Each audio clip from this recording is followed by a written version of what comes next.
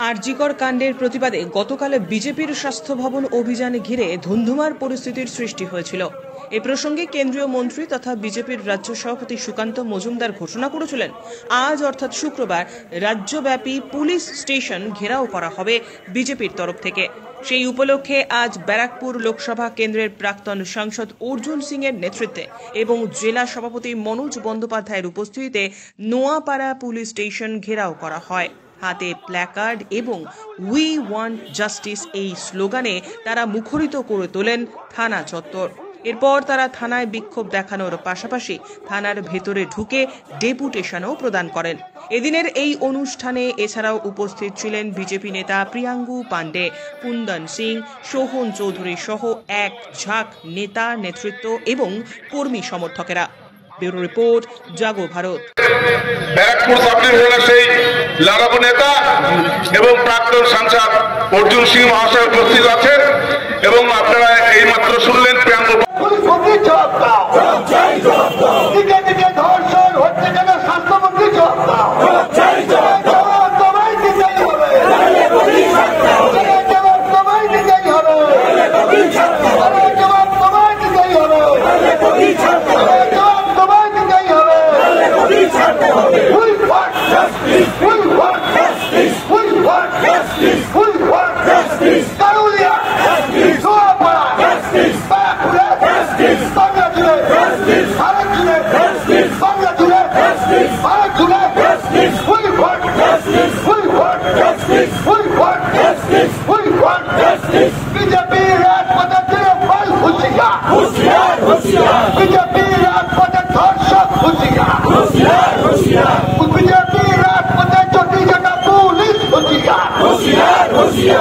দয়া করে এই সিভিক ভলেন্টিয়ারদেরকে ওই যা কাজ আছে হোমগার্ড ওই পরিষ্কার থানার মধ্যে করান আমাদের কোনো অসুবিধা নেই।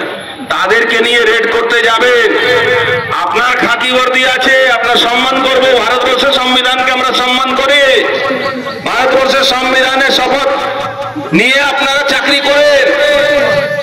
ভারতবর্ষে আইনে সংবিধানে প্রধানমন্ত্রীকেও অশোক আশ্রম নেওয়ার অধিকার নেই।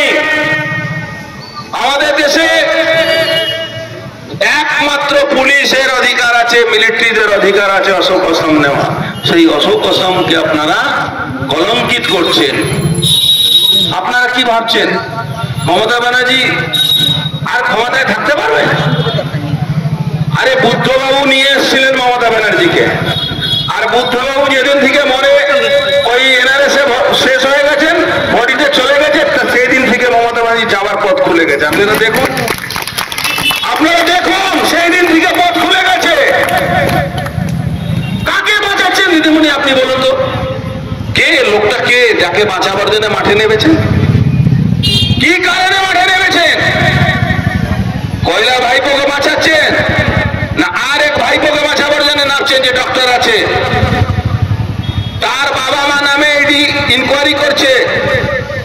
28 কোটি সম্পত্তি 2 কোটি টাকাতে কিনেছেন কার্তিক বাবুর পরিবারের লোকেরা, স্ত্রী কাউন্সিলর আর তিনি কন্ট্রাক্টর। আর 2 কোটি 28 কোটি সম্পত্তি, 28 কোটি টাকা সম্পত্তি যেটা আপনার সরকার ধার্য করেছে। আপনার সরকারকে ট্যাক্স না দিয়ে 28 কোটি টাকা, 26 কোটি টাকা ফাঁকি দিয়েছে, কর ফাঁকি দিয়েছে, রেজিস্ট্রি টাকা। সেটা এডি ইনকোয়ারি চলছে। তার ছেলে ডাক্তার, সে কি